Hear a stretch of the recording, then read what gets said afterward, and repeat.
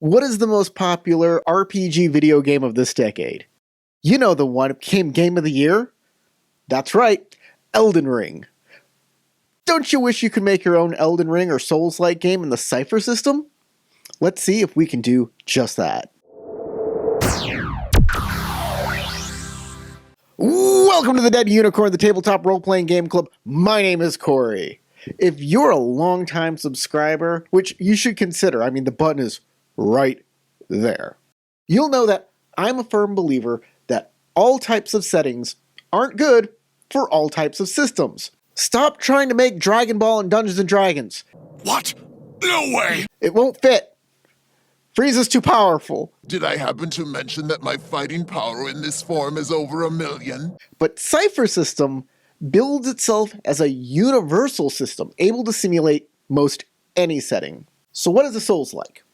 If you're a console or PC gamer, you might have heard of games like Dark Souls, Bloodborne, Elden Ring, or even games like Lies of P, Blasphemous, Star Wars, Jedi, Fallen Order. Since we have both fantasy and sci-fi games in this mix, a Souls-like might be considered more of a style of play rather than a setting. But they all do have a specific type of feel to them that has been associated with difficulty, but also have some unique mechanics.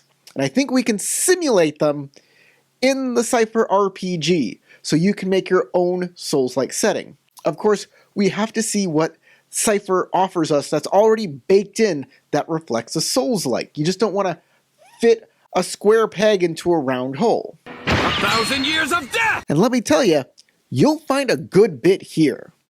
Most Souls-like have a metered energy system for health, endurance, and magic. And in the Cypher system, you also have pools of might, speed, and intellect that step in almost perfectly. In some Souls-like, the heavier armor can slow a character down, and here again, you can see this in the increased cost of all speed tab. And of course, as you get more powerful, these costs can be mitigated through training, tiering up. Some ideas that are found in Souls-like games need only a few tweaks to Cypher to fit them into the rules. For example, a character in Dark Souls or Elden Ring can carry an amazing amount of consumable items.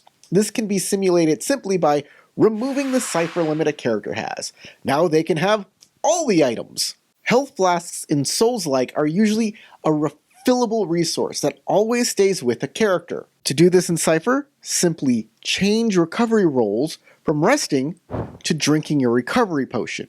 You have the same amount, but all recovery potions take one action to use, and they will be refilled only at a rest point, like a bonfire. Is this starting to feel like a Souls-like game? We didn't even have to add a single rule, and we're already on our way. So let's really dig deep and add 3 new rules to really give Cypher that Souls-like makeover. Rebirth is definitely a video game-like mechanic. Souls-like games are hard, and death is inevitable, so you'll need a place to respawn. You died.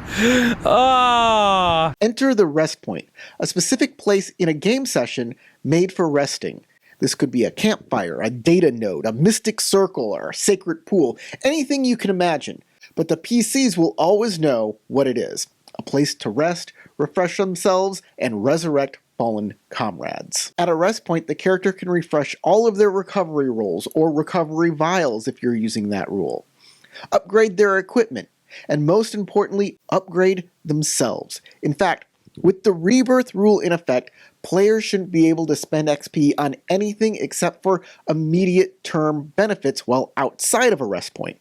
Only within a rest point may a character make any meaningful changes to their character. Also, when out in the field fighting monsters, character might die. And if the party makes it to a rest point, that character will resurrect there with all of their equipment, but none of their XP. But resting at a rest point will also resurrect all of the creatures that they have already defeated. Now that character must go back and kill the creature that killed them to retrieve their XP. But if they die again before doing that task, they lose all of that XP forever. Fucking rat! Oh, No! Give us those back! Oh, Jesus! Oh, Jesus! Oh! Oh, Lord, have mercy on my soul! Brutal, right? Well, that's a Souls-like game for you. Get good or get gone. But don't worry, there is hope on the horizon. You can always roll away to safety, or use a more powerful attack to destroy your enemies. Of course, standing there and making a heavy attack may open yourself up to more attacks, and rolling away like a madman might make it harder for you to hit anything. Enter postures. On a character's turn, they may change their posture from neutral to attack, defense, or movement. A character may only change posture at the beginning of their turn, and may not change it until their next turn. But what do these postures do? Well, neutral posture doesn't change the rules at all. Everything goes exactly like it was. Attack posture is like heavy attacking.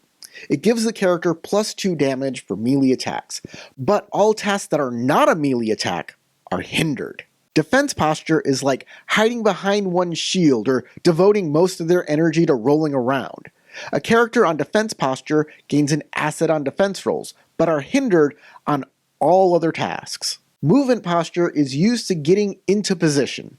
A character may move a short distance instead of an immediate distance and still get an action.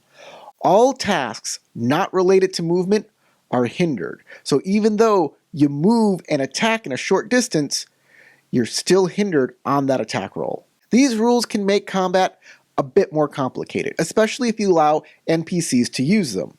If you use miniatures, you can denote stances by placing a colored bead or token next to them, just like a status marker. But as complicated as this rule is, it's nothing compared to my next rule.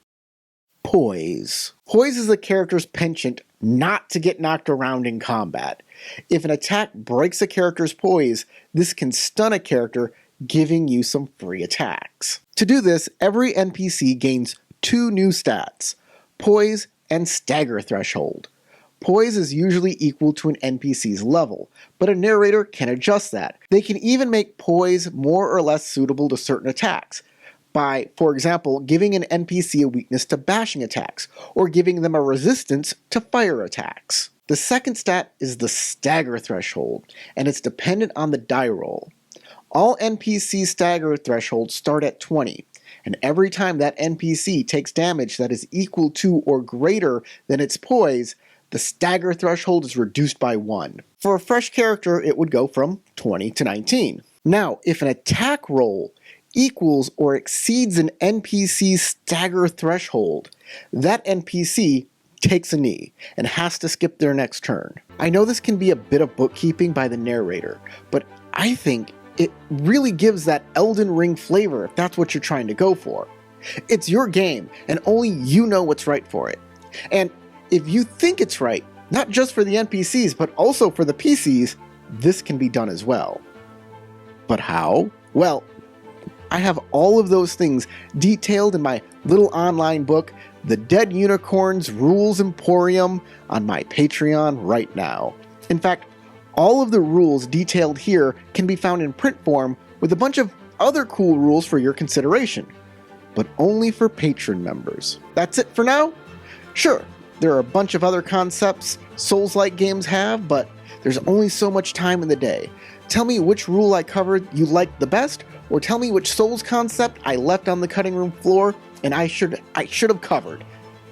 Remember, rate this video with a thumbs up, thumbs down, subscribe for more, and don't be late for your own game. Go roll some dice.